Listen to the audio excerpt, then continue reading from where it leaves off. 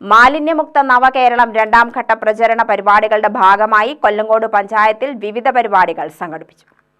15ാം വാർഡിലെ മികച്ച ഹരിത അയൽക്കൂട്ടത്തിനുള്ള പുരസ്കാരവും ശുചിത്വ ഭവനം പദ്ധതിയുടെ ഭാഗമായി തിരഞ്ഞെടുത്ത 9 വീടുകൾക്കുള്ള പുരസ്കാരവും പയ്യലൂർ ഹരിജനോദ്ധാരണ വായനശാലയിൽ വെച്ച് പഞ്ചായത്ത് പ്രസിഡന്റ് കെ സത്യപാൽ വിതരണം ചെയ്തു. ഇന്ന് നമുക്ക് ഏറ്റവും ആവശ്യമായിട്ടുള്ള ആരോഗ്യമുള്ള ഒരു ജനതയുണ്ടാവണമെങ്കിൽ നാട് വൃത്തിയുള്ള ഒരു നാടുണ്ടാകും. ആ രീതിയിൽ നമ്മുടെ മുഴുവൻ ജനവിഭാഗങ്ങളെയും പങ്കാളികളാക്കിക്കൊണ്ട് കഴിഞ്ഞ ഒരു വർഷമാവും അല്ലേ ഇവിടെ ശുചിത്വ ഭവനം എന്ന പേരിൽ ഈ ജില്ലയിലാകെ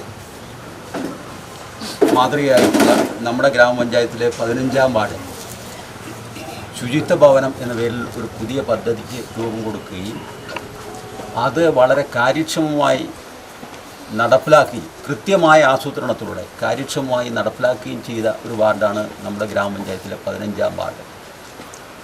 ഇത് ഈ പഞ്ചായത്തിലെ മറ്റ് വാർഡുകൾക്ക് മാതൃകയാകണം, ഈ ജില്ലയ്ക്ക് ആകെ മാതൃകയാകേണ്ട പദ്ധതിയാണ്.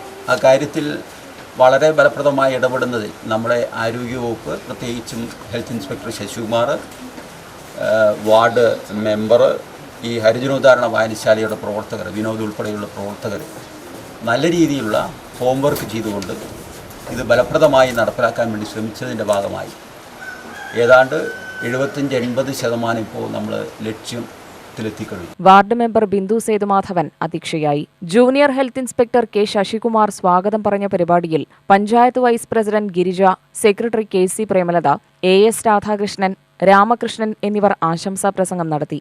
വാർഡ് കോർഡിനേറ്റർ C വിനോദ്കുമാർ നന്ദി പറഞ്ഞു. UTV news, Palakkad.